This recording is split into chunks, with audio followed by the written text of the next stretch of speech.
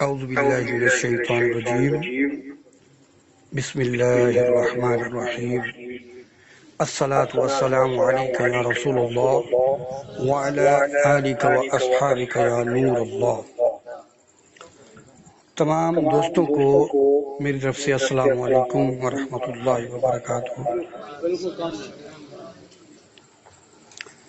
دیکھیے، ذکر اللہ تبارک و تعالیٰ کا ذکر نہ صرف یہ زبان کی عبادت ہے بلکہ یہ دل کی زندگی ہے، یہ روح کی غذا ہے اور یہ باطن کی روشنی ہے۔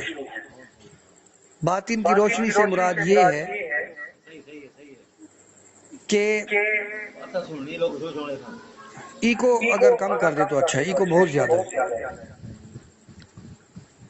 باطن کی روشنی سے مراد یہ ہے کہ جب ہم کلمہ پڑھتے ہیں اور ایمان لاتے ہیں تو یہ ہمارا ذہنی اور دل کا ایک فیصلہ ہوتا ہے، لیکن اس فیصلے کے بیچ میں ایک طاقت ہوتی ہے، ایمان کی، یقین کی طاقت ہوتی ہے۔ وہ مضبوط ہونا بہت ضروری ہے، ایمان کا مضبوط ہونا اور ایمان پر مکمل یقین ہونا بہت ضروری ہے۔ اور یہ کب ہوگا؟ جب اللہ تبارک و تعالیٰ کا نور جو ہے وہ ہمارے باطن کو، ہماری بصیرت کو، ہماری دانش کو، عقل مندی کو روشن جب کر دے۔ یہ وہ نور ہے جو انسان کے باطن کے اندھیروں کو مٹا دیتا ہے۔ باطن کا ایک اندھیرا ہوتا ہے، جیسے ایک شخص سنتا ہے کہ اللہ ایک ہے اور آقا علیہ السلام 1,24,000 پیغمبر ہیں، ان میں سے آخر الزمان نبی علیہ السلام حضرت محمد صلی اللہ تعالی علیہ وسلم ہیں۔ اب اس شخص نے سن لیا اور ایمان بھی لے آیا، لیکن اس کو اندر سے کشمکش ہوتی ہے۔ وہ کشمکش کب اترتی ہے؟ یہ بڑی سمجھنے کی بات ہے۔ آج کے دور میں یہ جو وقت گزر رہا ہے، یہ تمام لوگ اسی کشمکش میں ہیں۔ ان کا ایمان بالیقین، ان کا ایمان قلب کے ساتھ نہیں ہے۔ حقیقت میں یہ ہوتا ہے کہ جب ایک بندہ اللہ تبارک و تعالیٰ کا ذکر کثرت سے کرتا ہے تو اس کا قلب جو ہے اس کے ذکر کے ساتھ ساتھ اس کا قلب جو ہے وہ قطرہ قطرہ کر کے اللہ تبارک و تعالیٰ کے نور میں تبدیل ہو جاتا ہے، اس کا دل۔ اب جب اس کا دل نور میں تبدیل ہوتا ہے تو اس کو دل کے اندر استقامت اور یقین نصیب ہوتی ہے، اس کو یقین نصیب ہو جاتا ہے، مل جاتا ہے۔ پھر اس سے بھی بڑا ایک درجہ یہ ہے کہ ایک شخص اگر کثرت سے اللہ تبارک و تعالیٰ کا ذکر کرتا ہے تو بعض اوقات ایسا ہوتا ہے کہ اللہ تعالیٰ اس کو یقین دلانے کے لیے اپنی موجودگی کا اظہار کرتا ہے۔ اور آپ جانتے ہیں اللہ تبارک و تعالیٰ مومنین کے دلوں میں بس جاتا ہے۔ ایک شخص اگر کثرت سے اللہ تبارک و تعالیٰ کا ذکر کرتا ہے تو اس کی مثال میں یوں بھی دے سکتا ہوں کہ وہ شخص جو ہے جب آنکھ بند کرے گا یا آنکھ اگر بند نہیں بھی کرے گا، جب وہ عبادت میں بیٹھا ہوگا، جب وہ مراقبے میں بیٹھا ہوگا تو کیا ہوگا نصیب اس کو؟ اس کے اوپر ظاہری طور پر بھی اللہ تبارک و تعالیٰ کے انوار گریں گے۔ وہ حیران رہ جائے گا کہ میں جوں اللہ تبارک و تعالیٰ کا ذکر کرتا ہوں اور اللہ تعالیٰ کو میں یاد کرتا ہوں، مراقبے میں اس کے اسم کا تصور کرتا ہوں تو میرے جسم پر جو انوار اور خوشبوئیں گرتی ہیں، یہ جو روشنیاں میرے جسم پر گر رہی ہیں، تو یہ بہت کمال کی بات ہے۔ اور یہ وہ خوشبوئیں ہیں جسے اللہ تبارک و تعالیٰ نے سکینہ کا نام بھی کہا ہے، سکون ہوتی ہے، اور اس میں جو ہے لطافت اور اس میں بہت قرار ملتا ہے، مزہ آتا ہے۔ جب یہ نور اللہ تبارک و تعالیٰ کا نصیب ہوتا ہے، دیکھنے میں ملتا ہے، تو اس شخص کا جو باطن ہے وہ اندھیروں سے ختم ہو کر روشنی کی طرف چلا جاتا ہے۔ پھر اللہ تبارک و تعالیٰ کا ذکر غفلت کو بھی دور کرتا ہے۔ ایک شخص اگر پوری زندگی اس نے اپنی غفلت میں گزار دی ہے، لیکن جب وہ کثرت سے ذکر کرتا ہے اللہ تبارک و تعالیٰ کا تو اس کے اندر ایک جوش اور جذبہ عبادت پیدا ہوتا ہے۔ اچھا، اس کو آج ہم اگر ہمارے اندر غفلت ہو تو سستی ہو تو اس کی نشانی کیا ہوتی ہے کہ جب ہم نماز کے لیے کھڑے ہوتے ہیں تو ہمارا جسم اور ہمارا جو ہے پورا بدن جو ہے وہ تھکا ہوا محسوس ہوتا ہے.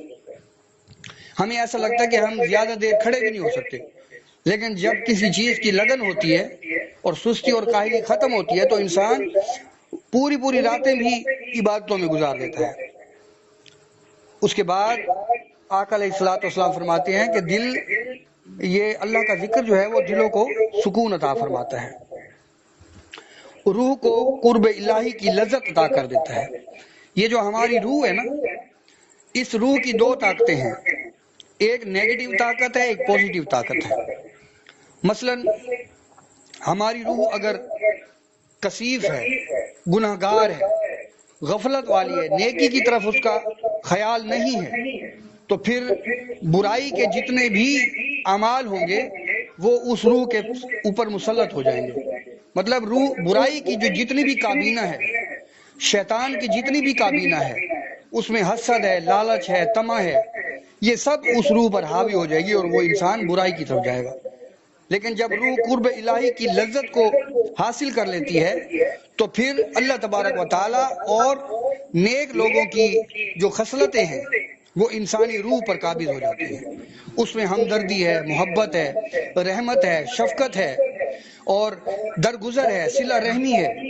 یہ تمام چیزیں جو ہیں ان کا تعلق ہمارے دل اور ہمارے سینے سے ہے.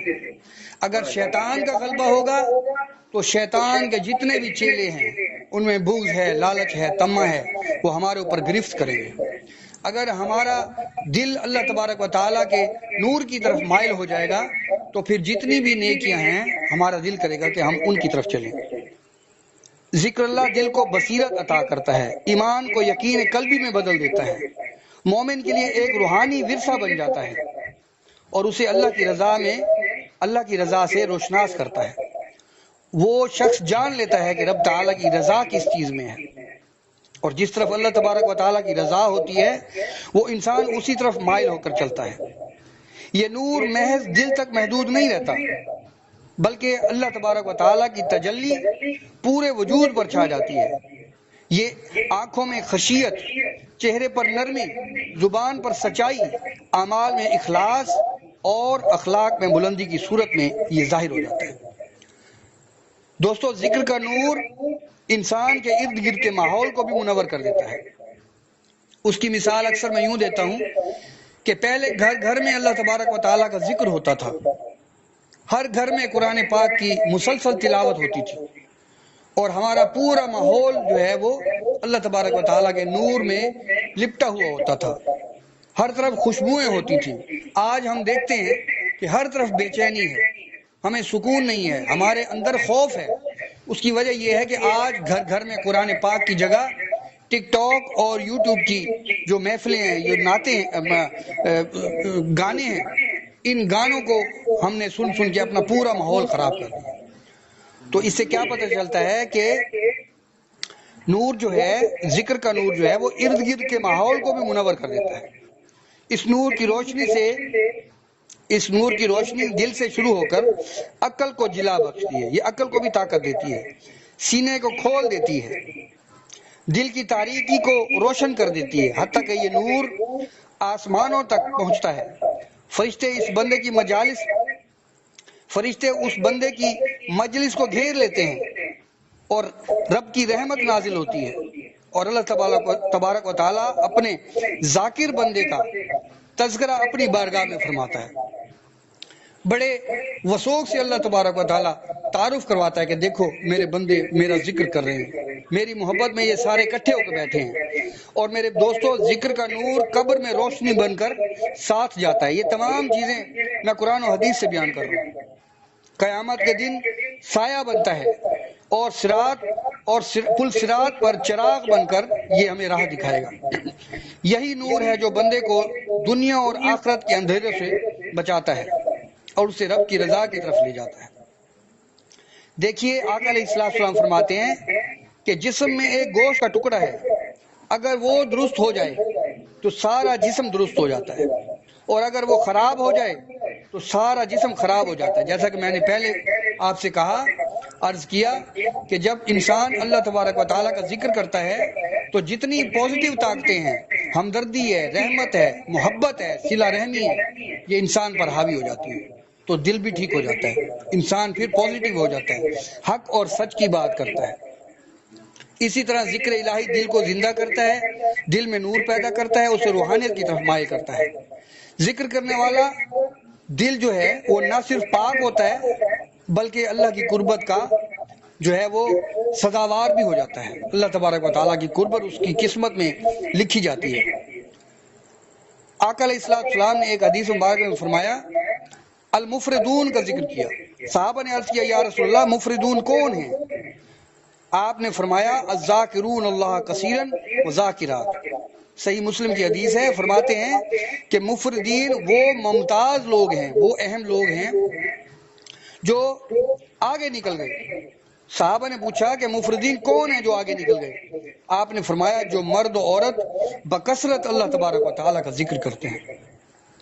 تو میرے دوستو، یہ ذکر کی محفلیں پہلے کثرت سے ہوا کرتی تھیں، کثرت سے ہوا کرتی تھی، مجلسیں، لوگ آپس میں بیٹھ کے مجلسیں کرتے تھے اور اللہ کا ذکر ہوتا تھا۔